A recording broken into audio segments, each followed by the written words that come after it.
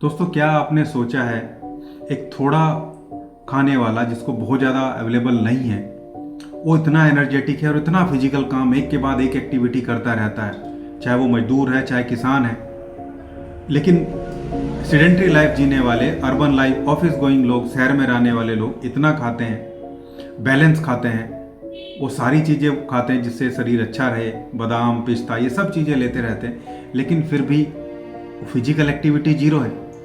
इसका मतलब ये नहीं है कि उसके पास पैसा नहीं है या उसके पास वो काम है, वो पढ़ा लिखा नहीं है, आप पढ़े लिखे नहीं, आपका शरीर खराब। खराब का मतलब इंसुलिन का रेजिस्टेंस हो गया, और भी बहुत सारी चीज़ें हैं जो हो गई हैं। और यही टॉपिक पे आज का वीडियो है कि ये सब चीज़ें हमारे साथ क्यों हो रही हैं। अच्छा खाते हुए भी शरीर में एनर्जी नहीं है, लगातार थकान है, सोए रहते हैं, बहुत ज़्यादा डलनेस है। और एक आदमी बहुत कम खाते हुए भी इतना फिजिकल एक्टिव है, इतना फिजिकल वर्क करता है और उसके बाद भी वो एनर्जेटिक है। तो चलिए इस बेहतरीन वीडियो को स्टार्ट करते हैं। दोस्तों नमस्कार। सोचिए, एक मजदूर, काम करने वाला आदमी या खेत में काम करने वाला आदमी दिन भर पूरे तरीके से काम करता है, फिजिकली पूरा एक्टिव रहता है, फिर भी एनर्जेटिक है। एक काम के बाद दूसरा काम, दूसरे काम के बाद तीसरा काम। कुछ लोग केवल रोटियां ही खाते हैं या बस सब्जी थोड़ी बहुत, कुछ लोगों को कई बार, गरीब लोगों को नहीं भी मिल पाती है। और हम लोग दिन में 3 बार खाना खा रहे हैं, स्नैक्स भी ले रहे हैं, अलग अलग चीज़ें खा रहे हैं, साथ में ड्राई फ्रूट्स, बादाम, ये सब चीज़ें आप ले रहे हैं, लेकिन फिर भी शरीर बेदम है, वो इतना एक्टिव है। और यहाँ आप देखते हैं कि ऐसे खाने वाले लोग सारा दिन पूरा पूरा सोए रहते हैं, पड़े रहते हैं। आखिर ऐसा क्यों हो रहा है? इसके पीछे का कारण क्या है? और हम ऐसा क्या करें, कुछ खाने में इंक्लूड करें, या हम ऐसा शरीर में क्या बदलाव करें जिससे उतना ही एनर्जेटिक फील किया जा सके। और एक अच्छा होम्योपैथिक कॉम्बिनेशन जिसको यूज़ करने से आपको बेहतरीन रिजल्ट इसमें मिलने वाले हैं। दोस्तों, ये टॉपिक लेने का पीछे मोटिव ये है कि ये क्वेश्चन मेरे से पूछा गया। अभी कुछ दिन पहले दीपावली की छुट्टियों में मैं गांव में गया था और वहाँ ऐसे ही गांव में बैठे थे लोग, तो वहाँ कुछ काम जो है वो चल रहा था। काम चलते हुए वही वहाँ बैठे हुए लोग पूछ रहे थे कि यार, ये गरीब का बच्चा है, देखो उतने पैसे नहीं है इसके पास, लेकिन ये मस्त भी है और इतना काम करता है कि हम इससे बहुत अच्छा खाना लेते हुए भी इसके बराबर काम नहीं कर पाते। तो ये चीज़ें, पूरी फिजियोलॉजी वहाँ दिमाग में आई और ये वही चीज़ें मैंने उन लोगों को बताई, सेम चीज़ें जो मैं इस वीडियो में लेके आ रहा हूँ। ये पूरा लाइफस्टाइल का डिफरेंस है, पूरा लाइफस्टाइल का अंतर है और कई फैक्टर्स में ये मायने रखता है। जैसे सबसे पहले जो माइटोकॉन्ड्रिया पावर हाउस होता है हमारा बॉडी का, उसे जितना भी फिजिकल एक्टिविटी देंगे वो उतना अच्छे तरीके से काम करेगा। और माइटोकॉन्ड्रियल एक्टिविटी बढ़ जाती है, जो एटीपी बनना है, जिससे एनर्जी बनती है, वो पैकेट उनका सीक्रेट होना बढ़ जाता है, बहुत तेजी के साथ बढ़ जाता है जब लगातार फिजिकल एक्टिविटी करते हैं। यानी कि हम अपनी सेल को ट्रेंड कर रहे हैं कि लगातार एनर्जी वो सीक्रेट करते रहें। दूसरा, मसल और फैट का जो अंतर है। देखिए, दो जो काम करने वाले लोग होते हैं, फिजिकल एक्टिविटी ज़्यादा करते हैं, मजदूर हैं, उन पे मसल मास ज़्यादा होता है, उनके शरीर में जो मस्कुलर एक्टिविटी है वो फॉर्मली मजबूत होती है। और जो फ्लैबी लोग हैं, फैटी लोग हैं, उनका शरीर भी मोटा होता है लेकिन उसमें फैट ज़्यादा होता है। मसल क्या करती है? मसल जब जितनी ज़्यादा शरीर पे रहती है वो एनर्जी को एफिशिएंटली प्रोड्यूस कराने में मदद करती है, और जो फैट होता है वो एनर्जी को खा जाता है, स्टोर करता है उसे। यानी कि वो डलनेस और सुस्ती और थकान पैदा करता है, ज़्यादा फैट इकट्ठा होना, ज़्यादा चिकनाई शरीर में इकट्ठा हो जाना।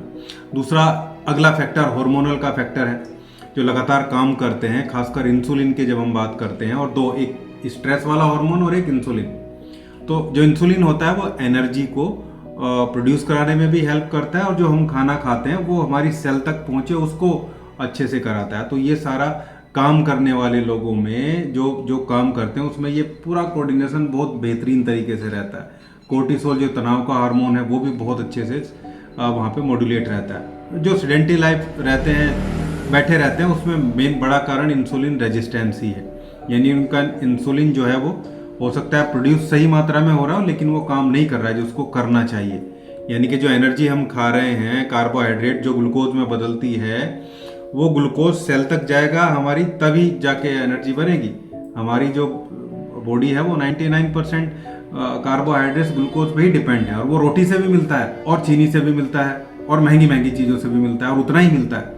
तो एक 2 रोटी खा रहा है, उसका वो पूरे तरीके से सेल में पहुंच रहा है। यानी कि एक 2 ग्राम खा रहा है तो वो सेल में प्रॉपर जा रहा है, और एक 200 ग्राम खा रहा है लेकिन उसकी सेल में 1 ग्राम भी नहीं जा रहा है। तो ये बड़ा अंतर है एक फिजिकल एक्टिविटी करने वाले में, मजदूर किसान आदमी में, और जो दूसरे बैठे बैठे ऑफिस में काम करने वाले लोग होते हैं उनमें। इससे ऑक्सीजन का ट्रांसपोर्टेशन प्रॉपर होता है जो लोग ज़्यादा काम करते हैं। तो ये सारे अंतर हैं। नर्वस सिस्टम का रोल भी रहता है, दिमाग का जो हम बोलते हैं डोपामीन और सेरोटोनिन जो हार्मोन खुश रखते हैं, उनका सिक्रेशन भी ज़्यादा एक्टिविटी करने से, फिजिकल एक्टिविटी करने से प्रॉपर रहता है। डाइजेशन भी उन लोगों का बहुत अच्छे से काम करता है। अब हम बात करते हैं कि हम क्या लें कि ये होम्योस्टेसिस, ये बैलेंस की स्थिति हमारे शरीर में मेंटेन रहे, और हम क्या करें।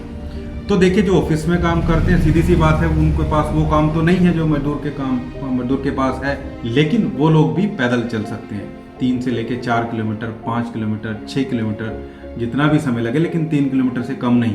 3 से लेके 6 किलोमीटर तक पैदल चलिए, जितना हो सके खाली पेट चलिए, सुबह को भी और शाम को भी, या दोनों में से एक भी टाइम।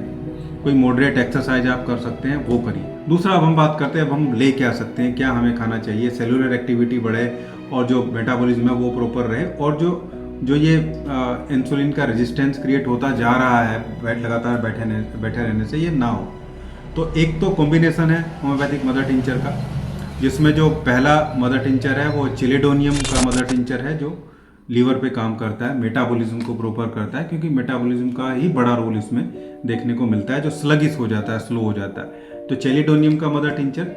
दूसरा मदर टिंचर हाइड्रेस्टिस का मदर टिंचर है, जो हमारे डाइजेशन को प्रॉपर करता है, इंटेस्टाइनल जो प्रॉपर्टी है उसको बैलेंस रखता है, ताकि जो कुछ भी खाएं वो अच्छे से एब्जॉर्ब भी हो। और तीसरा मदर टिंचर बर्बेरिस वल्गैरिस का है।